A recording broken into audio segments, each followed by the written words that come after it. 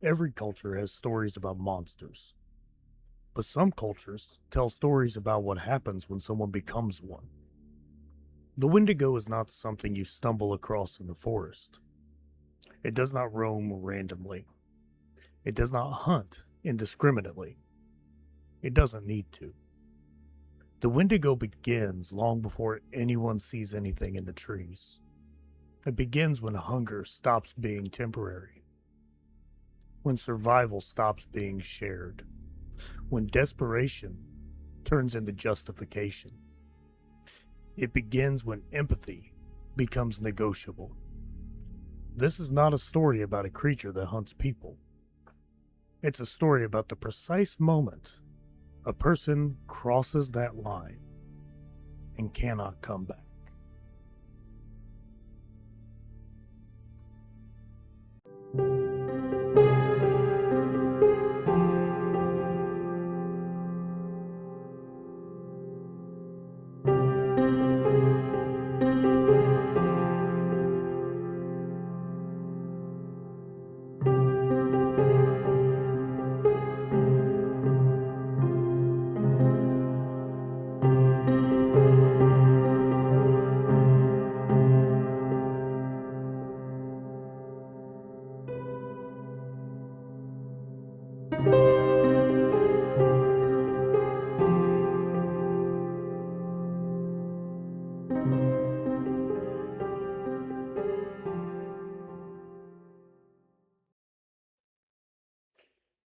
Hey, everybody, and welcome back to another episode of They're Still Here. I'm David, And I'm Jesse. and we are happy to be back with you. I hope everybody had an amazing New Year and an amazing Christmas. I know we're a little bit behind, but with the holidays, we kind of fell behind in our recording schedules, this, that, and the other. It happens. I bet you everybody understands the holiday season and how hectic it can be dealing with family, visiting friends, especially if you go out of town or state. I mean, you never know. Exactly. And especially with it also apparently being flu season right now. Dude, don't remind me. I did Oh not go my to work goodness. yesterday because my Yeah. sinuses were hell, and I'm still kind of feeling it today. But I'm Yeah. here. I'm Yeah. alive for the most part. Well, I'm glad you are. I feel like we're both caught somewhere between life and unlife here. So, we're just Especially kind with the of flu there. season, with the weather flip Exactly. flopping as bad as it has been. It's like ugh. Yeah, you're not kidding. Now, I'm sure as you all heard today, we're actually covering the story of the Wendigo. Yay! And I'm pretty excited about this one because this one I actually learned quite a bit doing this research. Like I always understood it as kind of what you see in TV and movies, right? Where it's this monster in the woods, right? That's pretty much my knowledge base when it comes down to it, other than knowing it's another cryptid that it's well, classified as it can be classified as a cryptid, it can be classified as something else, but just from I guess the best way to put it is just like fantasy or, TV, movies, things like that when it comes down to it. I mean, I've read some books, but not a lot, not extensively. So the thing is about the Wendigo, right? Mhm. Is, before we really get into talking about appearance or behavior or anything like that, right? It's not a cryptid at all in reality. See, that's what I was wondering about. So it really doesn't belong in the same category as like Bigfoot or Nessie or, the Ohio Grassman or anything like that. It's not really meant to be searched for. It's not something that you could take a picture of or even proven through evidence, right? In the modern sense, it exists as a warning. The Okay, Wendigo itself was a warning. And more importantly, it really existed in a specific cultural, environmental, and moral framework. And if you remove it from that framework, the story kind of stops making sense, right? interesting. And these stories and this folklore comes from a time and a place where winter was not just inconvenient, it was lethal. Right, where right. isolation could last months, where food scarcity wasn't theoretical, it wasn't something that they were thinking about. It was something that was real, it was a real threat. I And the gotcha. margin between death and survival was super narrow, right? And Right. I mean, obviously, in those conditions, survival, it wasn't just based on the individual, it was communal. Well, And because of tribes and everything else having to survive and, well, keep everybody alive in that sense back then. exactly, it was, the Wendigo really represents what happens when that communal bond breaks, right? Mhm, Like, so the Wendigo emerges from oral traditions of a lot of Algonquin, there we go, if I can speak, speaking peoples, including I'm going to butcher these and I sincerely apologize. Let me know how bad I did, but the Ojibwe, the Algonquin, the Cree, and the Innu tribes, right? And their mhm. territories really spanned, vast areas of what is now Canada and the northern US, right? So Yes. super cold. And, you have long, unforgiving winters up there. You have, really sparse populations, right? It's not super Mhm. heavily populated in a lot of that area. And there was a huge dependence on seasonal hunting and stored food, Yes. right? And so when snow travel or closed their travel routes, right, Mhm. their supply lines would go away. Their Yes. entire families, right? You would have entire families that would become isolated, and a failed hunt just by itself would ripple through the entire community. They would feel it, right? Right. And so one person hoarding the food could mean everybody else starved, Yes. right? So when you really look at it in that context, the morality of that was not abstract, right? It wasn't about generosity, and it wasn't about making somebody feel selfish. It was Yes. pointing out how dangerous that can be, right? I mean, not wrong because that can cause, well, uprisings. It could cause chaos amongst the tribe, and Mhm. I Oh, mean, everything can just go south fast. and not just that, it can kill somebody. It would Well, cause someone to definitely lose their that. life Yes. in a Yeah, death would definitely situation happen. where they didn't need to, right? Correct. So really it's about Starvation, yeah. or someone get cannibalized, or list goes on. Exactly. We're gonna call that a little bit of foreshadowing here. Oh, my bad. No, it's fine. It's fine. You have a habit of just coming in and I being ready to can't help go, it. man. You already know where I'm going with all this stuff. I mean, just a little. But when we really break into what traditionally the Wendigo I should say, it never began as a monster. It wasn't a monster, right? Mhm. It was always a person, a human being, Yes. right? And and in many Ojibwe and Cree accounts, transformation was triggered by cannibalism during famine, which that's something that you see a lot in the modern depictions, right? I mean, you think about the video game Until Dawn, Oh, very right? much so, yes. You think about Supernatural, Mhm. that's kind of the same deal, right? Um, Yes. but some stories really place that transformation at different parts, right? So Mhm. some stories, it's an obsession with or a fixation on food, right? That's the Right. turning point. Withdrawal from the group, that's another turning point. When they start hoarding resources, when they refuse to help others, right? When they Mhm. refuse to be a part of the community. And those behaviors were always seen as warnings, Right. right? Now, the transformation itself, according to a lot of these accounts, is gradual and irreversible, right? Right. So once that line is crossed, there is no coming There's back. no turning back. Yeah. Yeah, it's no longer. Hunger is not a bodily signal, right? Where like, oh, I'm hungry, I just need to eat something. Like it's now consuming them. It's becoming all they know. It's a hunger, not necessarily for food, Mhm. but maybe for resources, maybe for, well, it's all about me, Yeah. to hell with the group, Right. right? And so, really, when you're looking at it, it's compulsion without restraint, Mhm. right? They just become an animal in a sense. Exactly.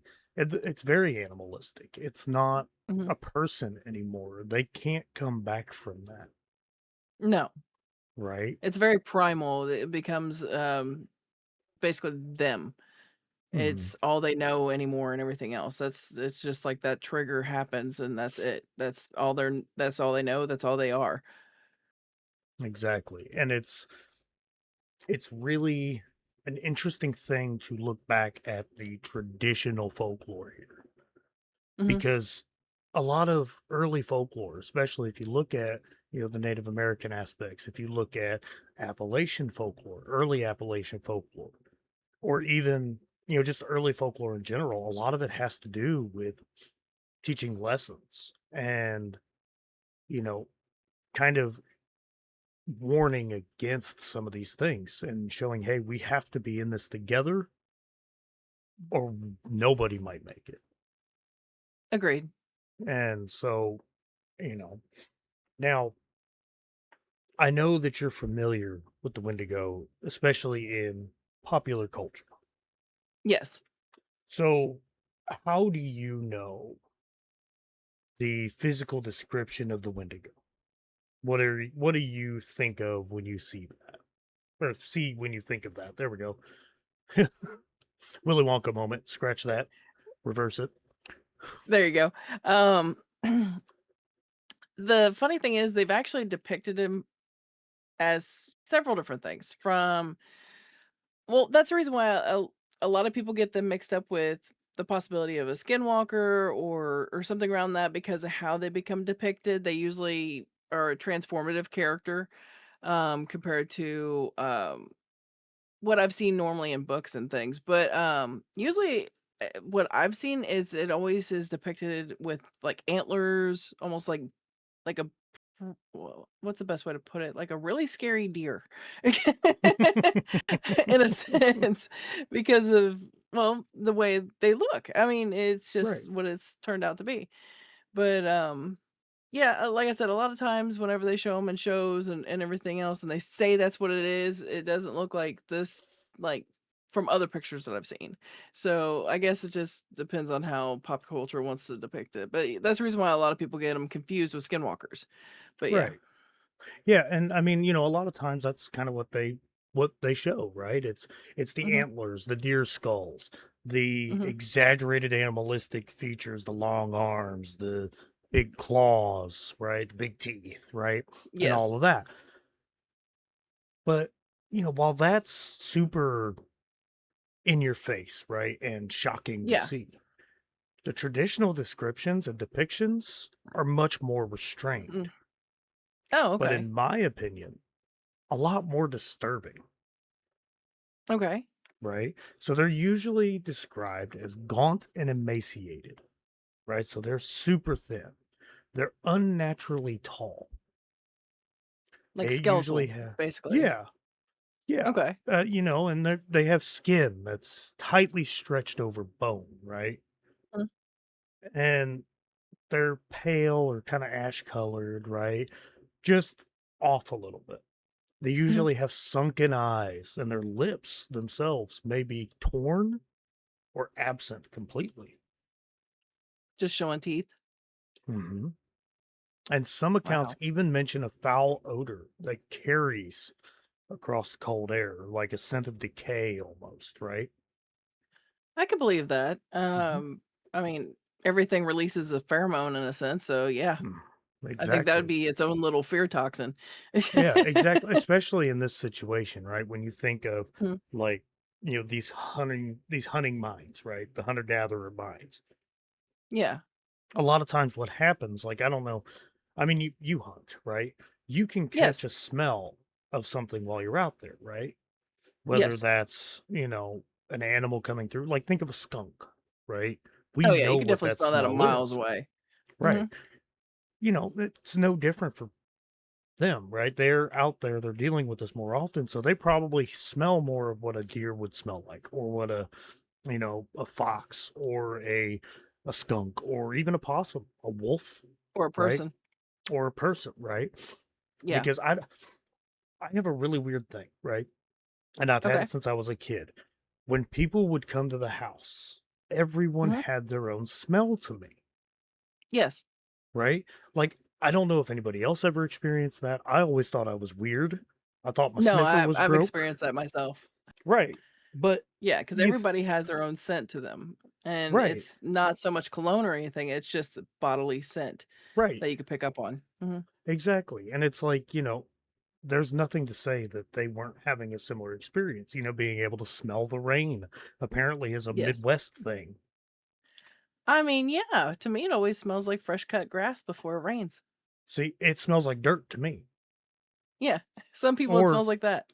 another way that I like to describe it, if you've ever smelled an old box of Crayola crowns, Oh, yeah, very much when you so. first open Man, that's that and it's musty. that waxy, musty smell, that's exactly what rain smells like to me.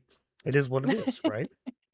Yeah. But, you know, another big recurring theme to get back on topic is, the Wendigo often has this idea of growth without nourishment, right? Yes. So as the Wendigo feeds, it grows. It grows taller, but not stronger. Never stronger. Hmm, It's larger, but it becomes increasingly more fragile, okay. right? And it never looks powerful. It always Hmm. looks consumed. Just like you said, fragile and emaciated, Hmm. skeletal, yeah. Exactly. And it's like, that's a really interesting thing because what that really depicts to me, just in the folklore, is the idea that the more that you buy into that selfishness, right? Mhm. That mentality that it's me or them, Yeah, the weaker you will become. You may kinda think like that you're going to Stephen be King's okay. Thinner. Yeah, kind of like that. There you go. See? Yeah. See? So we've had a video game reference, a movie reference, and a book reference so far. Let's And we see what talked else we about can get. TVs too. Yeah, we did. We did. We're on a roll today. And uh, you know, across Algonquin traditions, right? Wendigo stories, they vary in detail, but not in meaning, right? Among the Ojibwe, Wendigos they're often associated with deep winter forests, blizzards, and liminal spaces, right? Right. Mostly places people vanish or, where travelers lose their way. And some stories do describe the Wendigo calling out inhuman voices, right? So kind of Yeah, like that's how in they would the use it for a trap. That's the reason exactly, why, like I yeah. said, people would get them mixed up with skinwalkers and stuff because of the same difference. Right. And it's like, they would be imitating cries for help and really what they were doing was they were exploiting that empathy that they lacked to lure others away from safety, right? Yes. Now, other stories describe something a little bit more unsettling, right? So the Wendigo is something that watches once they've turned, right? Mhm. They watch, they wait, they approach in silence, not to attack, but to find that weakness and to exploit it. Interesting. Mhm. Now, in Cree traditions, it's often described as an enormous and skeletal, right? With a heart Yeah. of ice. And the heart of ice is really more symbolic than anything else, right? It represents Yeah. that total emotional and moral coldness. It's so when someone becomes a Wendigo, Mhm. that compassion isn't just weak. It's not weakened in any way. It's gone. The whole Yeah. idea is That once switch that was turned off. transformation starts, yeah, exactly. Now, when you look at the Innu tribes, the emphasis in those stories are placed on isolation, Okay. right? So the biggest danger to them was not hunger by itself, it was separation from the group, right? A person who chose solitude, who withdrew from responsibility, they risked losing their humanity entirely. Okay. And across all traditions, no matter where you look, violence is always secondary. Okay. Alienation is central. It's always about being no longer a part of the group, no longer a part of your community, no longer caring. I gotcha. That sounds about right. Yeah. Now, there is an interesting thing that I found from the late, you know, 19th century and early 20th century. Mhm. It's it's called Wendigo psychosis. Now, Huh. this comes from a lot of, colonial is the way that people talk about it, right? But Yeah. it's a colonial um, record, right, up Okay. there in Canada. So, missionaries, physicians, anthropologists, they started documenting this Wendigo psychosis. And individuals, primarily among Ojibwe and Cree communities, they expressed the fear that they were becoming Wendigos, right? It's Yeah. kind of like in the episode about Roland Doe when I think I talked about it in that episode. The idea of it was the delusion of possession or something like that, right? Where Yes. somebody excuse me, good lord. I got You good? attacked by my own spit. I apologize. But so people believe that they are possessed, right? Yeah. But they're not, right? It's a form of delusion and psychosis, right? Yes. Now, with this, they were expressing the fear and the terror that they were becoming Wendigos, right? And some of them described cravings for human flesh. And I can but see they were that. also horrified by the thought, right? So they were at that in between point, right? It's like they were cursed in like in their own Exactly. sense. And some of them even believe the transformation has already begun, right?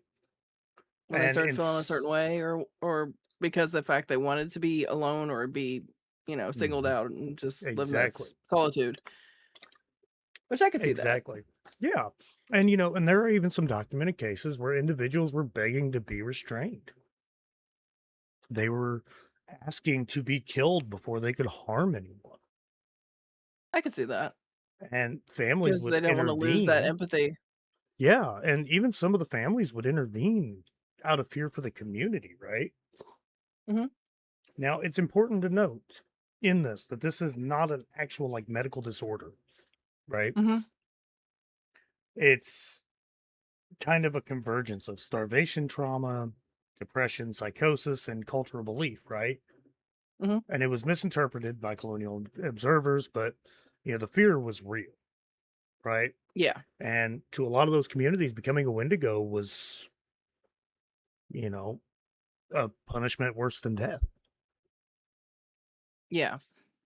Because they didn't want to have to live that solitude life and have to, you know, be afraid of hurting their loved ones. Exactly. And that's really the biggest thing, especially when people do come out and they start asking for help about this stuff. Yes, it may have been seen as like a psychosis, right? However, when you Mhm. look at it in its cultural framework, Yeah. right? You're really looking at it as, it's kind of like, you know, someone who's a devout Catholic that starts to question their faith and this, that, and the other, right? And someone that's never questioned it, right? Just for Yes. instance. And then all of a sudden, well, I might have a demon, right? And it's like it's kind of a reasonable turn for them to take. Is like, okay, well, this is the worst thing that it could be. So when you look at it through even an anxiety lens, it makes sense. That It is really true. does. Now there are a couple of historical cases that were actually um, documented in court documents. I didn't So know that. yeah. So the first one we're going to talk about, his name was Swift Runner, right? And he was a Plains Cree hunter, Okay. right? Now it was the winter of 1878 to 1879. It was in what is now Alberta, Canada. Okay. Okay, it was harsh, bitter, unforgiving. Food was scarce, and survival was a daily struggle, right? Yes. And in Cree tradition, like we talked about earlier, the Wendigo represents extreme hunger. It's a spirit, quote unquote, that drives humans to taboo acts, even cannibalism. Okay, so Swift Runner returned to his community in the spring of 1879. Him and his family had gone away for the winter, got trapped out, right? Yeah. He claimed his entire family had starved to death over the winter, Oh God. but there was something off. When he returned, he was not emaciated at all. He was healthy. And in the court documents, it says he carried a darkness in his eyes that yet unsettled even the missionaries and the local Cree. Oh, that's scary. Now, the Northwest Mounted Police investigated, and at Mhm. his winter camp, they discovered a scene no one could have imagined. According to reports, there were scattered human bones, burned remains, evidence of butchering, and signs that some of the flesh had been cooked. Oh wow. Swift Runner, So he cooked and eaten his whole family. he confessed to it. He admitted Oh to God. killing and consuming his family, right? And some accounts even suggest he spoke as if a dark compulsion had taken hold, a hunger he couldn't resist, a force beyond his control. That's crazy. And now he was brought to trial, right? Mhm. He was brought to trial at Fort Saskatchewan. I think I said that right. Yeah, you did. Okay, cool. He didn't have any counsel, any defense. And when he was asked for a statement, all he said was, "No, I didn't." Oh, wow. They found him guilty. The colonial authorities dismissed any notion of Wendigo possession, labeled Oh, it a murder, and he was executed by hanging on December 20th, 1879. wow. Now, the next one, this one's kind of interesting. This gentleman's name was Jack Fiddler, Okay. right? Now, he has another name. However, I cannot pronounce this in any way, shape, or form, and I do not want to disrespect any culture or anything like that, so I'm not even going to try. He is Jack Fiddler for the purposes of this episode. Do you wanna just spell it out or type it out for me, and I'll see if I can pronounce it Uh, for you? you know what? You know what? That'll be fun for the audience to hear. All To right, hear me guys. try to pronounce it? Oh, great. Yeah, yeah. Let's hear it. Go ahead. I just sent it to you. Oh, what? Yeah, exactly. It's like Zawuno Gizigo Galbo, something along those lines. Um, I That's pretty apologize if close, I I butchered think. that. I think so. Um, I think the second part of it's gazebo, like, maybe, H-I, so Higo, so maybe? But I maybe, think the first part and the second part you said was right. exactly. I'm hoping I got it So right, uno, but gazebo, gabo. I mean, yeah, yeah, that'd be pretty damn close. I foreign would language, but say yes. at this point, But we're Fiddler going to call works. him Jack Fiddler. And that's how most people would come to know Wow. him anyway, right? Okay. Now, So he his actually had a life, nickname? well, I mean, yeah, with a name like that, I would say that's how most people came to know him. Now, he was a Yeah. chief and shaman of I believe it's the Suker clan, Okay. right? Now, he was born in 1839, and he was entrusted not just with political authority, but also the spiritual protection for his people, right? Among the Mhm. traditions of the Oji there existed a deep fear of the Wendigo, right? And over Okay. decades, he became renowned, even among neighboring traders, missionaries, and early colonial authorities, for his role as a quote, hunter of Wendigos. Hmm. Now, in So a oral local histories and legend of accounts, being a monster hunter. basically. Now, he was so Interesting. much more than that. I don't want to take him down just to being a Wendigo hunter. He was also Okay. a chief and a shaman, Right. right? He had a lot of Experience. power and experience, and he had a lot of Mhm. importance in his clan, right? Yeah.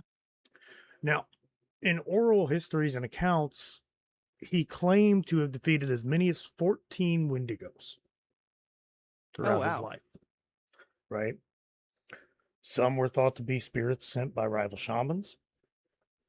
Others were believed to be members of his own community showing signs of transformation, right? Oh, wow. In such cases like that, families would actually ask him to intervene before the person became a danger. So, what do you think that intervention looked like? Well, mostly, I mean, I would say death, but Exactly. I mean, because I doubt they had anything that would be trying to think of the best way to put it, like an exorcism of anything of the sorts for them. Right. So usually, if someone was known to be cursed or a mark on their soul or anything pertaining to that, to where they're a Mhm. danger to the tribe, they're executed. Yeah. And in the traditional understanding, someone believed to be turning into a Wendigo was seen as lost to the spirit Yeah, and a threat to others. And ending their life was considered a mercy and a because they necessary weren't themselves protection. no more. Uh-huh. That their And soul was gone, and in something else the took like a possession in a sense. Yeah. it's kind of it's less possession, it's more transformation. Transformative? Yeah. Yeah, it's more when you think of like the idea of a werewolf, right? You don't get possessed by Mhm. a werewolf, you become a werewolf, right? Yes. Now, the only difference is you have a choice whether to become a Wendigo. You make the decision that starts that transformation, right? That is true, yes. And so, even though ending their lives was seems harsh to us now, right? Especially with Yeah. everything, right? These practices were grounded in cultural belief. It wasn't malice, right? This was supposed to be a mercy. It was helping that person, Mhm. right, to reconnect and to move on from this, Mhm. right? Is kind of the best way that I can think of, right? So now in 1907, so yes, we are in the 20th century. So there was a woman, uh, Wasaka Pique. I believe that's how you pronounce it. She was believed by Fiddler and others to be on the verge of becoming a Wendigo, Okay. right? Now, word of her killing reached the Royal Northwest Mounted Police. Oh, wow. They're not sure if it was brought forward by an in law or through other channels, right? And so basically, the story that reached the authorities was a band of people in the habit of killing one another when illness or delusion struck. is Right. what happened during that killing, right? That's what they were told. And they traveled to the Sandy Lake area and arrested Jack Fiddler and his brother Joseph on charges of murder. Oh, wow. Mhm. So, to Canadian law at the time, the killing was a criminal act, nothing more, nothing less. They did not take into account any of the, cultural context or anything. That was alien to them, Yeah. right? Now, before the case could fully unfold in court, Jack Fiddler took his own life, Oh, right? wow. Some accounts say it was in custody. Some accounts say he walked away from imprisonment and ended his life on his own terms, right? Mhm. But either which way, he did take his own life. Yeah. Now That's Joseph, sad. his brother, was left to stand trial alone, and he was convicted under Canadian law, and he was sentenced to death by hanging. He was hanged, and eventually he was granted a pardon posthumously. It just didn't reach them in time. Oh, that sucks. It's awful. It's an awful situation, right? It is. But it's also, you look at the times, right? It's not like they could just pick up a phone. Well, Yeah. I guess technically they could have. Hell, they Well, a could have lot of sent a places like fax, that, it wasn't a thing, but but yeah. yeah. And yes, at that point in time, they could have sent a fax. There was a point in time in history, by the way, It's not so much my dear fax, listeners. it's like telegraph where it's the Morse code. So there was a time in history where Abraham Lincoln could have sent a fax to a samurai, just Oh, in I historical remember time reading frame. about that. You're right. In Yeah, historical time frame, that is an actual thing. A little bit of history to because break your of brain. how telecommunications networks and Hmm. stuff like that actually spanned the globe at one point, Yep. like back It's then. Yeah, it was possible. Hmm. Unlikely, but possible. Well, I mean, we could always go a different route, and we could always just fox them. Exactly. Please tell me you know that movie. Yeah. Fox them. Now, the legacy of Jack Fiddler's story is complex, right? To say the least. To his people, he Yeah. was a protector. He was a healer and a shaman that was defending his community, right? But to Hmm. colonial authorities, he was a criminal. He was a murderer. Yeah. And to the wider world, his tale is one of the most strikingly historical intersections of Wendigo belief and Western legal systems, right? Yes.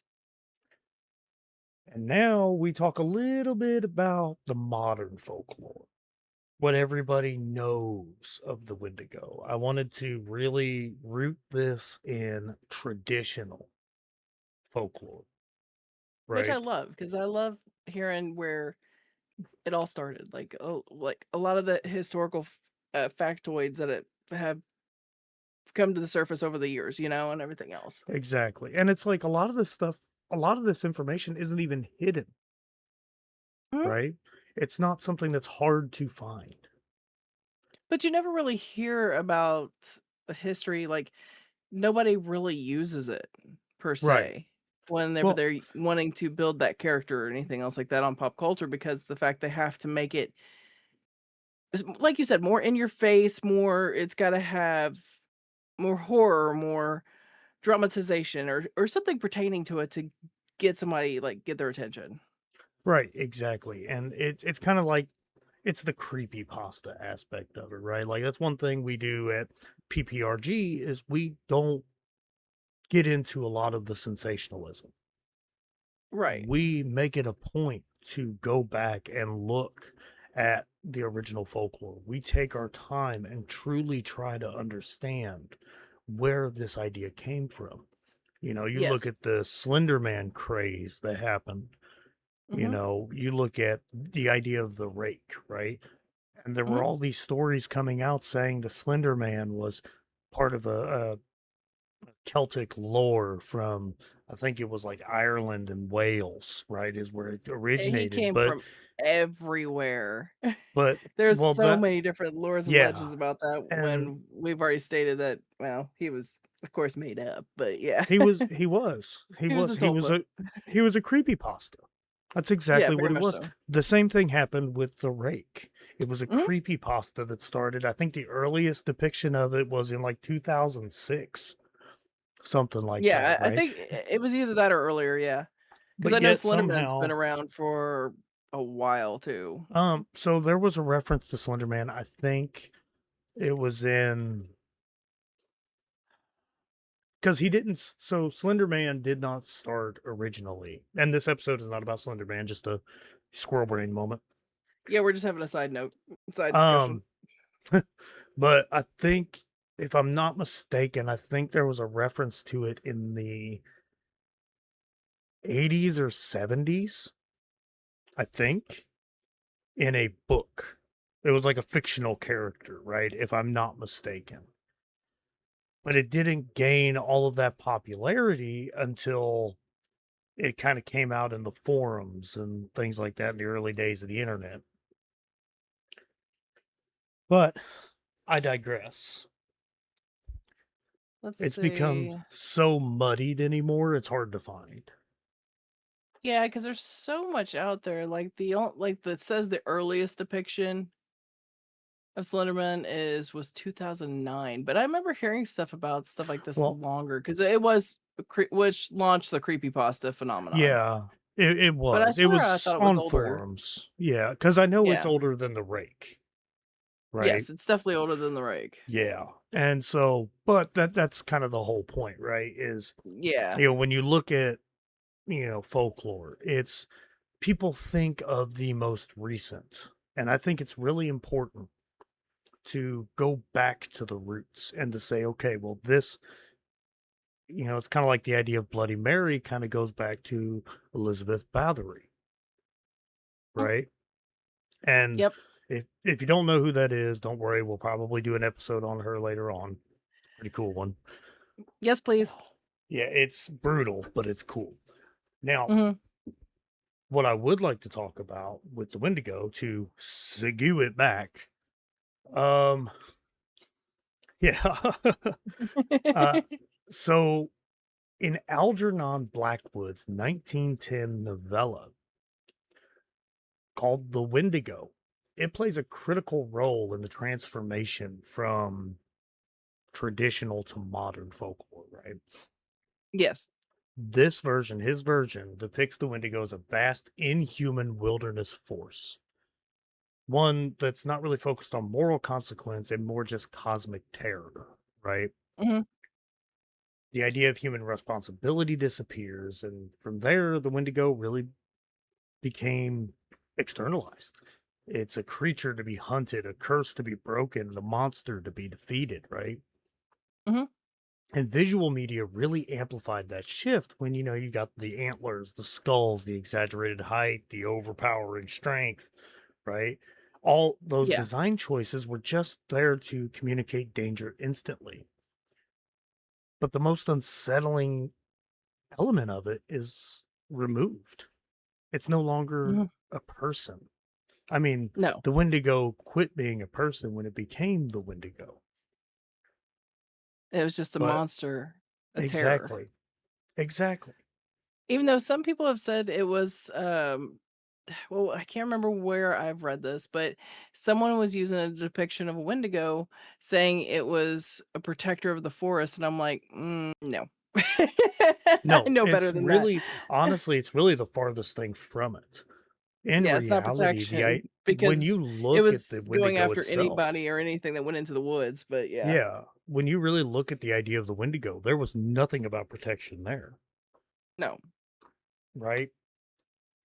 Now, and that's the other thing, modern folklore and pop culture, they've really carried this evolution even farther, right? You look at the movie Antlers from 2021, right? There was there Yeah. in the show Hannibal, there was a depiction of one. The Mhm. video game Until Dawn, we talked about Yes. earlier, that portrays the Wendigo as a monstrous deer-like, you know, big horns and scary, spooky, right? It's terrifying, but it's so far removed from the traditional warnings and the traditional meaning behind the story, Yeah. right? And contemporary storytellers often use the Wendigo metaphorically to explore greed, isolation, trauma, or moral corruption, while while those adaptations can amplify terror, they really diverge from the original spiritual and moral purpose of the story of the Wendigo, Yeah. right? And the issue comes in when the Wendigo is reduced to a monster, its purpose collapses, right? Like we've talked about. It was never meant Yeah. to ask, how do we kill it? It was meant to ask, how do we keep from becoming it? Yes. Right? Scarcity still exists, isolation still exists, right? Even today, systems that reward hoarding still exist. Mhm. And do you know why the Wendigo endures so strongly? Why is that? Because it's recognizable. Within your own person. It's something that you can see, not Mhm. as a force in the woods. It's not waiting in the forest, right? It's waiting in a Yeah. boundary between hunger and greed, between survival and selfishness, between community and collapse, right?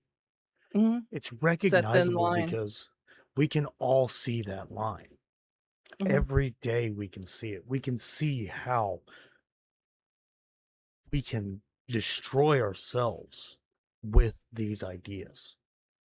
That's why it endures, right? Right. And every culture has that line that's drawn. Every generation does test that line, right? Well, you're not And wrong there. The Wendigo exists to remind us what happens when we step too far past that line. I like that. I mean, it's terrifying, but I like that. Right. I mean, it's the truth. I mean, the Yeah. Wendigo is scary not because of its appearance. I mean, No. obviously, if you saw a Wendigo standing in front of you, right, just out in the woods, like even a I'd wet myself. traditional, right, even a traditional description, right? Mhm. I mean, I would shit just personally. I Yes. would, right? But the thing is it's scary because we all know at the end of the day that we've been guilty of some of the things that would cause someone to become a Wendigo. We all see that in ourselves, we see it in each other. That's what's truly terrifying about the Wendigo. It's not it's not the antlers, it's not the big teeth, it's not super speed or super strength. It's how realistic it is. And honestly, what scares us the most, I think, is that it is so relatable and that we know that we can become it at any point in time.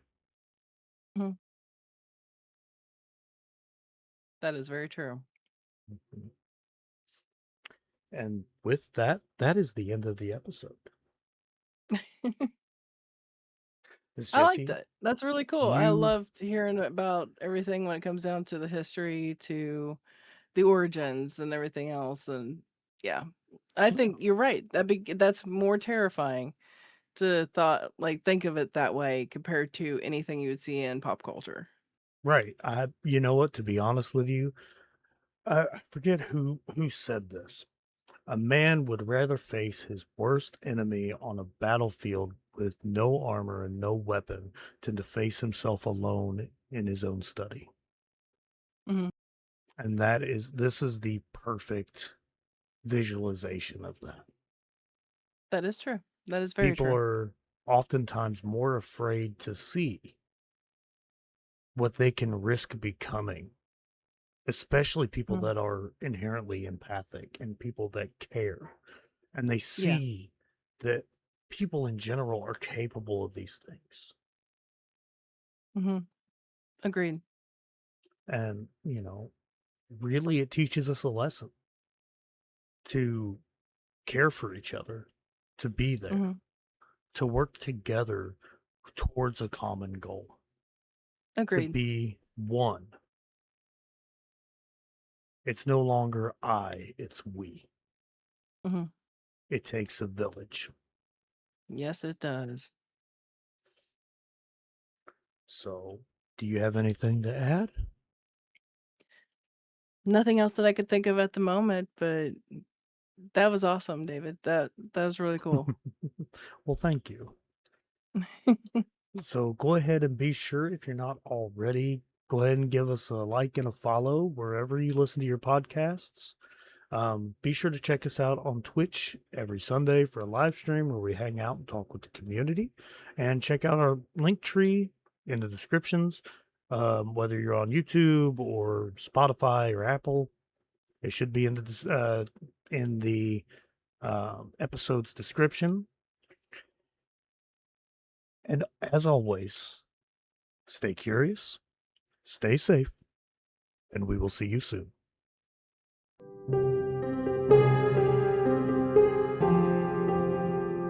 My name is Jesse. Thank you for tuning in to They're Still Here. Be sure to follow us on all our social media and join our Discord. Check our link tree for all of our links. Our theme is SCP X7X, 6th Floor by Kevin MacLeod and Compotech.com. Licensed under Creative Commons by Attribution 4.0 license. Stay curious, stay safe. We will see you soon.